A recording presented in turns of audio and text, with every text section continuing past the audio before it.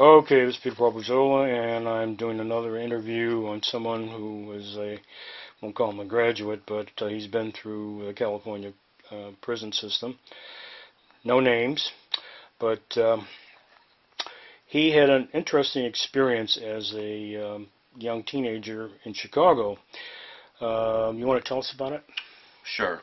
I'm originally from Chicago, and back when I was a juvenile, back in 1977, I lived on the north side of Chicago. I happened to be walking down the street in the early evening hours. How old were you at the time? About 14 years old. Okay. I'm 13, 14. I'm walking down the street, and this gentleman pulls up next to me in a car in the early evening hours and rolled down the passenger window, pulled up to the curb, and asked me that I wanted a ride to the house, to where I was walking to. And I declined, and I did notice that the doorknob on the passenger side was missing, which gave me kind of an indicator that you can't get out of the car once you step in.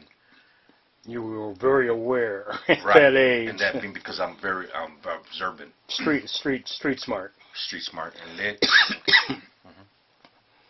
So, what type of car was it? Just it was an old Oldsmobile car. I'm not something like that, yeah. Sure. Nondescript. It wasn't a Cadillac or a Rolls Royce. No. Yeah. So, now you think it was John Gacy?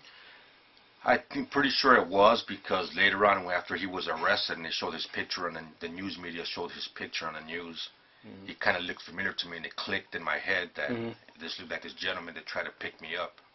Oh, this guy was no gentleman. Now, you said you had a classmate or a friend who was his last victim or one of his last victims? I went to school with a kid who last name is Rafferty, and he happened to be one of his last victims of John Wayne Gacy, who ultimately ended up being murdered and buried underneath his house. How old was Rafferty? About my age, I think maybe a year younger. Yeah, 13, because 12, Gacy liked a lot of preteen and teen right. Boys and young men up to 19, huh? Sure.